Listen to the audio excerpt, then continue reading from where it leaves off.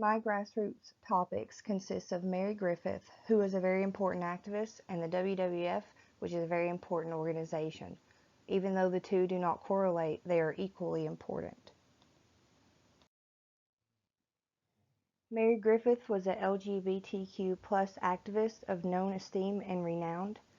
Prior to becoming an activist for this community and joining PFLAG, also known as Parents and Friends of Lesbians and Gays, was adverse towards homosexuals and was very religious. It was her religion that initially fueled her negative opinion on gays and lesbians. She believed that homosexuality was a mortal sin but could be healed by prayer. She wrongly believed that through God she could cure her son's homosexuality. Bobby Griffith, Mary's son, committed suicide at the age of 20 in 1983. He ended his life by jumping off of a highway overpass. His suicide was the result of his mother's heinous and unceasing efforts to try to cure him of his quote-unquote sin. Bobby left disturbing recordings within his diary, exclaiming that he was ashamed of who he was and felt as if he was failing his mother. Mary's life story has been embraced by millions of people globally. She led the PFLAG organization and was a heroic example of change. She left the world with a message after the devastating loss of her son. Quote, "One can love both their child and their faith and not have to choose between them." Unquote. Mary utilized her personal experience to aid helpless parents who were struggling with similar issues.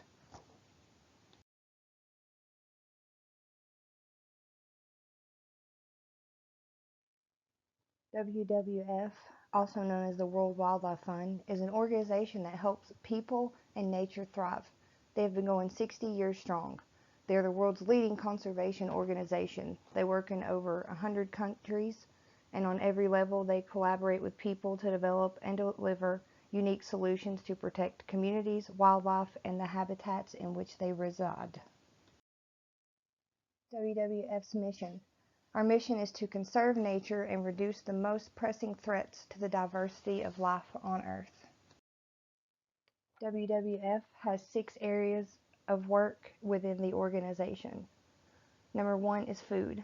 The WWF goal for food is to drive sustainable food systems to conserve nature and feed humanity. Food production, distribution, management, and waste threaten wildlife habitats and the entire planet itself. Currently, 7.3 billion people eat 1.6 times the amount of Earth's natural resource supply. It is assumed by 2050 that the world's population will be around 9 billion and the already stressed demand will double. Number 2 is climate. The WWF's mission regarding climate is to create a resilient, zero-carbon world that can provide by renewable energy. Freshwater supplies are dwindling, agricultural yields are shrinking, and the forests are burning. Rising oceans are becoming more acidic due to a warming climate. All of these issues are leading humanity towards a catastrophe. However, the WWF believes that together we can fight the menacing threat and strive to establish a safer, healthier, and more resilient future for people and nature. Number 3 is fresh water. The WWF's goal is to restore the health of the world's major basins by 2025. Water is essential, as all life requires it to exist. It is without question the most precious resource in the world. Despite the importance of water for people and nature, it is a shockingly finite resource. Less than 1% of the water in the world is fresh and accessible. It is threatened by climate change, growth in population, and changing consumption patterns. Number 4 is wildlife. The WWF's mission for wildlife is to ensure that world's iconic species such as tigers, rhinos, and elephants are secured and can recover in the wild. Humans are behind the current extinction rate of species, which is at least 100 to 1,000 times higher than nature intended. Recently, a shocking 60% decline in population sizes of mammals, birds, fish, reptiles, and amphibians in just over 40 years. The next one, number 5, is forests. The WWF's mission as it pertains to forests is to conserve the world's most important forests in an effort to sustain nature's diversity benefit our climate and support the well-being of mankind. 8 out of 10 species of animals found on land live in forests. Also, 300 million people, mostly in developing countries, live in forests as well. Threats to the world's forests are ever growing. Expanding agriculture due to increased population is credited for the most of the world's deforestation. Illegal and unsustainable logging driven by a cheap need for wood and paper is another massive threat. The Amazon, the largest rainforest in the world, lost approximately 17% of its forest cover in the last half century because of human activity. The last one, oceans. The WWF believes a healthy ocean is a resilient ocean that can sustain marine life and functioning ecosystems that can support rich biodiversity, food security, and sustainable livelihoods. The ocean accounts for more than 2/3 of our planet's surface and houses amazing ecosystems and wildlife. We truly live in a water world. The ocean sustains the lives of over 1 billion people. It regulates our climate, produces half the oxygen that we breathe, and is crucial in the water cycle that produces rain and fresh water. Overuse and population are severe threats to our ocean and is interrupting nature's natural cycle. 1 out of 3 fish stocks is being overfished. Hundreds of thousands of aquatic animals are being captured each year, along with tens of millions of sharks on a commercial basis. Shockingly, half of all coral reefs and mangroves are now gone from the ocean. The WWF is important because it seeks to improve not only nature, but humankind as well. Humans and nature live in tandem to one another, and we must respect our role on this beautiful planet. Thank you for listening.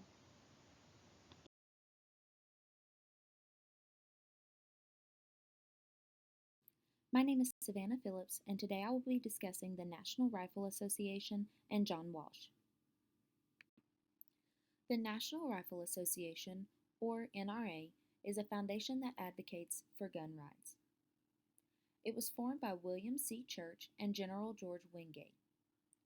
The NRA was founded in 1871 because of a charter grant by the state of New York. The NRA sparked interest of colleges, universities, and military academies for youth in 1903.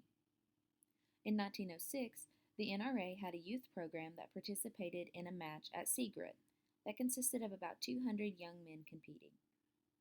The National Rifle Association grew rapidly, which resulted in new ranges being needed.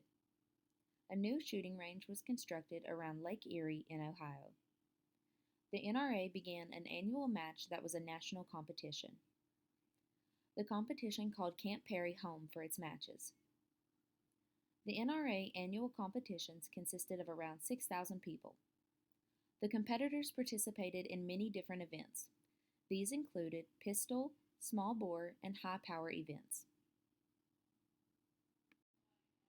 In 1934, the NRA formed the Legislative Affairs Division because of attacks that were made against the Second Amendment and its rights.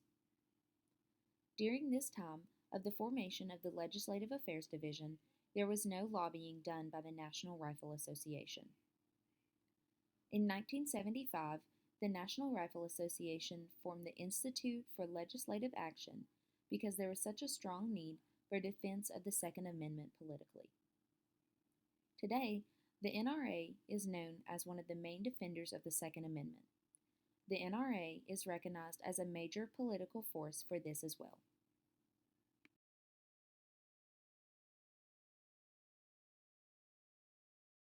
I will now move forward and begin talking about John Walsh. John Walsh is a well-known television host and victims' rights activist. John was born on December 26, 1945, and is married to his wife, Reve Walsh.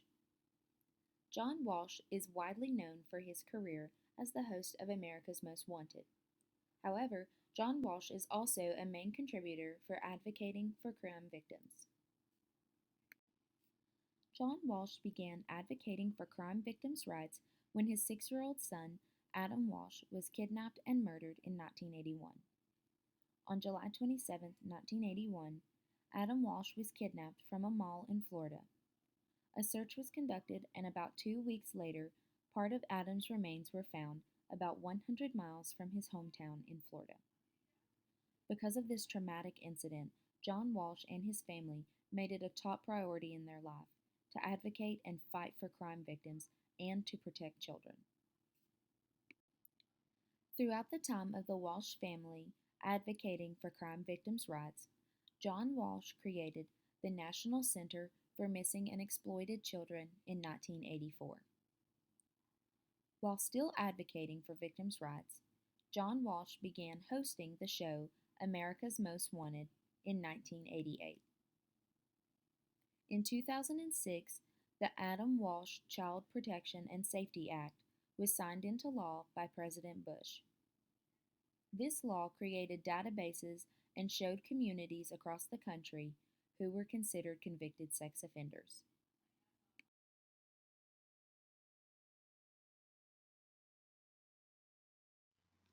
I'm Kayla Flynn, and the last part of this presentation focuses on Alex Pacheco and his relationship to the animal rights organization PETA.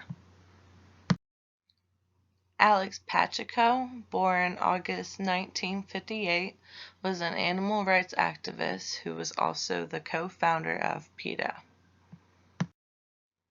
PETA stands for People for the Ethical Treatment of Animals, and the organization was founded on March 22nd of 1980. Its founders were Ingrid Newkirk and Alex Pacheco. A little background information on the event that got people really paying attention to Alex Pacheco was back in the early 1980s, a neuroscientist named Dr. Edward Taub and his colleagues from the University of Alabama were said to be developing a treatment for strokes in order to help people regain use of their arms and limbs through rehabilitation, essentially repairing stroke damage years after the disease strikes. However, this study started with monkeys being used as their test subjects. These monkeys would have one good arm immobilized while researchers deadened nerves in that arm, then trying to rehabilitate and remobilize the monkey's arm. This is what caught Alex Pacheco's attention. According to one of my sources, Taub's laboratory was targeted by PETA in a sting operation that provided a blueprint for PETA's illicit undercover operations that still continue to this day. So in May of 1981, Alex Pacheco volunteered to work in Taub's lab in Maryland, the Institute for Behavioral Research, while Taub was on vacation for 3 weeks. He worked at night photographing filthy monkey cages in the lab and pictures of monkeys that were being held in a restraining device for testing. He then took pictures of files, stole slides, and other research materials, bringing in other animal rights activists to support his claims.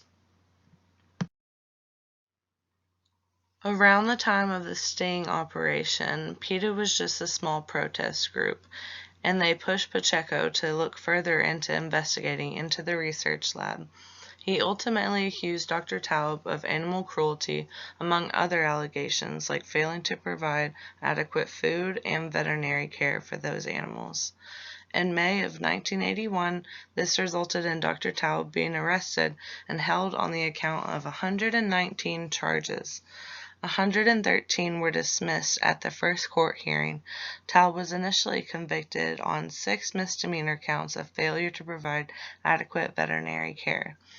5 convictions were dismissed after a second trial, and the final conviction was overturned on appeal when the court ruled that the Maryland's Prevention of Cruelty to Animals law did not apply to researchers. Although the charges were dismissed in the end, the NIH began to investigate his laboratory and suspended his research funding completely. I went to what would be a primary source to see what the organization itself had to say about the Silver Springs monkey incident. PETA claimed that Taub, who also had no veterinary training, nevertheless subjected the monkeys to surgeries in which he severed their spinal nerves, rendering one or more of their limbs useless. By means of electric shock, food deprivation, and other cruel methods, he forced them to try to regain their use of their impaired limbs to pick up raisins from a tray, or else go without food. My other source explained that the monkeys were then seized by the police after being kidnapped by PETA, just to be handed back to Dr. Taub, but then almost immediately being taken back by the NIH. This custody battle lasted for almost more than a decade, but this custody battle over these monkeys ultimately led to the first court case over animal rights, ultimately ending up in the United States Supreme Court. Although PETA did not win this court case, the movement led to the 1985 Animal Welfare Act. In 1986, changes in the United States Public Health Service guidelines were made requiring an institutional animal care and use committee for any animal research. The Silver Springs monkeys is ultimately what brought PETA to becoming the lead animal rights advocate organization.